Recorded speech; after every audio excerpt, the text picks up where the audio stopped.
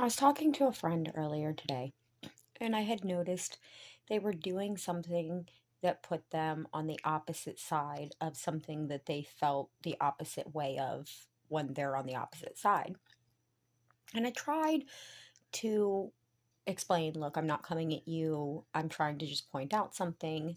Do you see how last night in the scenario, this is how you say you would handle a situation, and now here you are today in the opposite side of that situation. And now an interesting thing happened. Immediately, the person's brain starts going, "Oh well, I'm this is why." And now I go, "You're not understanding. Your mind is trying to come up with justifications.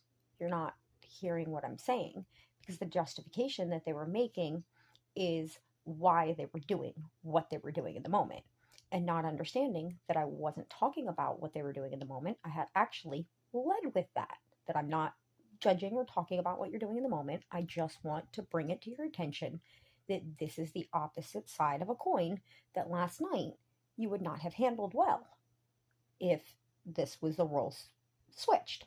And here's how this is a role switch."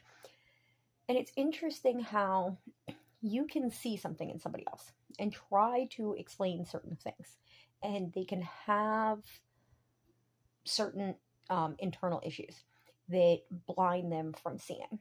And now I happen to be on this side of it this time, but I've also completely been the only reason I've even been able to bring these things to people's attention is I had a friend bring it to my attention that, hey girl, do you understand that because you're insecure, you make it to where anything that anybody emotionally deals with around you becomes dealing with you as a problem as well, because you believe it has to be dealing with you even when it doesn't. You then end up insecure trying to fix a problem and making it worse because you won't accept that it has nothing to do with you, because you're so insecure that a negative emotion around you must be attached to you. And that really helped me personally to start to understand that I was victimizing myself.